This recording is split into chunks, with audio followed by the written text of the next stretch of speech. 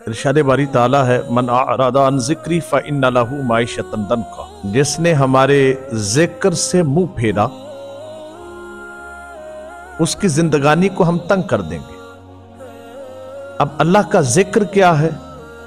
कुरान की तफसीर अगर कुरान से ही की जाए तो रब्बे कायनात फरमाता है, इन्ना नहनु नज़्ज़लना ज़िक्रा व इन्ना लहू लहाफ़िज़ून। इस जिक्र को हमने ही नाजिल किया है और हम ही इसकी हिफाजत करने वाले हैं। तो इस आयत में जिक्र से मुराद अल्लाह का कुरान है। अब इस आयत को उस आयत से मिलाएं तो फिर मन अअरदा अन ज़िक्री का मतलब है जिसने हमारे कुरान से मुंह फेरा, हम उसकी जिंदगानी को तंग कर देंगे। हो सकता है किसी के ज़हन में आ जाए कि आजकल तो बड़ी ऐश में है, जो बागी लोग हैं, जो कुरान से गाफिल हैं, वो तो बड़े ऐशो आराम पे हैं।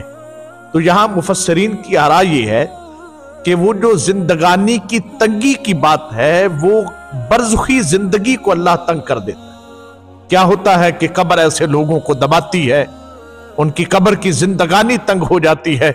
दाएं की पसलियां हदीस तैयबा के मुताबिक बाएं चली जाती हैं, बाएं की पसलियां दाएं चली जाती हैं।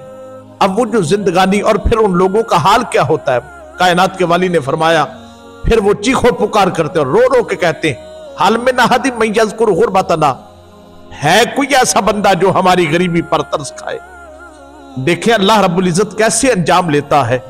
वो जो दुनिया में अकड़ में इतने थे कि किसी गरीब से हाथ मिलाना तौहीन समझते थे, वो जिनके डेरों पर उनके अपने लिए सोफे अलग होते थे, गरीबों के लिए पीढ़े अलग पड़े होते थे, आज वही कब्र की जिंदगानी में रो रहे हैं और रो रो के फरियादें कर रहे हैं, हाल मिन अहदिम मैं यज़कुर गुरबतना। वही जो दुनिया में अमीर थे अब वो कह रहे हैं, कोई जो हमारी गुर्बत में हमारे पुरसाने हाल बने, है कोई ऐसा जो हम गरीबों पर तरस खाए? अब वो गरीब कैसे हो गए? वो तो दुनिया में तुम तो अमीर थे, यहां अपनी गरीबी का जिक्र कैसे कर रहे हो? वो कहते हैं हम दुनिया में अमीर थे लेकिन हम अमलों के गरीब निकले। जो कुछ हमने जोड़ा था वो बैंकों में रह गया और जो हमने साथ लाना था अमलों की सूरत में वो जोड़ नहीं सके हैं। इसीलिए तो आका ने वो फरमाया ना कि 3 तरह की साथी हैं जो 3 जगहों तक साथ देते हैं। एक साथी वो है जो बंदे की मौत तक साथ रहता है, दूसरा साथी वो है जो कब्र तक साथ रहता है, और तीसरा ऐसा साथी है जो मैदान माशर तक साथ रहता है। जो मौत तक साथ देता है वो बंदे का माल है कि जब बंदा मर जाए तो फिर माल उसके साथ छोड़ देता है, क्योंकि उसके तो कफन में जेब भी नहीं है। और दूसरा वो साथी है जो कब्र तक साथ जाता है, वो रिश्तेदार हैं कि वो कब्र में दबा के डाल के, कब्र में मट्टी ऊपर डाल के वापस आ जाते हैं, अब वहां उनका साथ छूट गया। लेकिन तीसरा वो साथी है जो मैदान माशर तक साथ जाता है, वो नेक अमाल है। लेकिन मामला हमारे यहां उल्टी गंगा बह रही है। वो यूं कि जिसने जाना है हशर तक साथ अमाल की सूरत में, उसकी हमें परवाह नहीं। और जिस माल ने सबसे पहले छोड़ जाना है कि इधर से हमारी रूह कफ से परवाज कर गई, उधर माल हमें छोड़ गया, हमें उसके ताने बाने बुने जा रहे हैं उसको इकट्ठा करने के लिए। और जिस रिश्तेदारी ने हमें कब्र तक छोड़ जाना है, उसके साथ उसके लिए भी हमारी बड़ी तगोदो जिद्दोजहद और कोशिश काविश है कि उन रिश्तेदारों से बना के रखी जाए और माल इकट्ठा किया जाए। जो सबसे पहला, मियां दुनिया में तो हम बड़े सियाने बन जाते हैं, हमारी अक्ल और दानिश जो है वो दुनिया के मामलात में बहुत तेज है हम अक्ल के एतबार से। उसकी मैं मिसाल अक्सर यूं दिया करता हूं कि किसी ने यहां से जाना हो लाहौर, तो अब निकला वो शख्स घर से बाहर, उसने बड़े सूट बूट पहने हुए हैं, अब वो घर से बाहर निकला बड़ी तैयारी के साथ है। अभी बाहर निकला ही था कि एक शख्स ने उसे देखा, कहने लगा हजरत जी किधर का इरादा है? बड़ी तैयारी के साथ है। कहा जी लाहौर जा रहा हूं। उसने कहा जी मैं लाहौर तो नहीं जा रहा लेकिन यहां से अड्डे तक जा रहा हूं, आप कहें तो मैं आपको लिए चलता हूं, आप पैदल जाएंगे। अब वो शख्स उसके साथ बैठने लगा जो अड्डे तक जाने लगा, लेकिन इतने में किसी और ने पूछ लिया, भाई साहब किधर जा रहे हैं?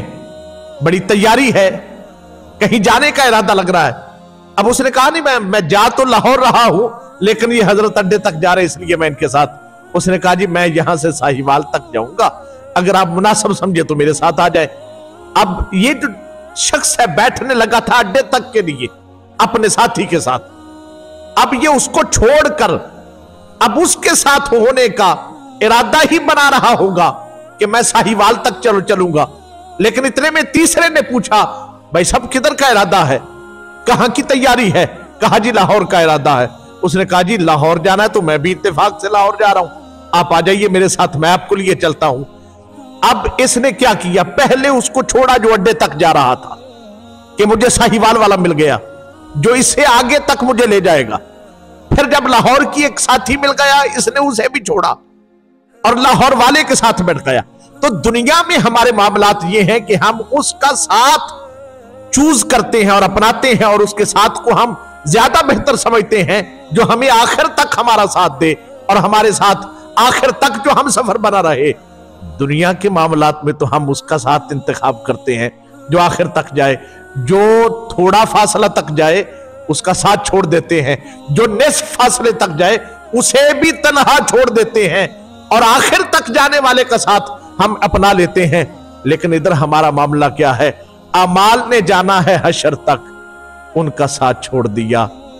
माल ने जाना है मौत तक, यानी जिंदगी का इख्तिताम हुआ, माल जान छुड़ा गया। उस माल के हुसूल के लिए हमारी बड़ी तगोदौ है। ये क्या हो गया हमें, असलाफ तो हमारे ऐसे ना थे, लेकिन हम दुनिया की लत में कुछ ऐसे लग गए कि अपने असलाफ वाले वो सारे तौर तरीके ही भूल गए। अल्लामा इकबाल कलंदर लाहौरी ने कहा, ना वो हुस्न में रही शोखियां, ना वो इश्क में रही मस्तियां, ना वो गज़नवी में तड़प रही, ना वो खम है जुल्फे अयाज में।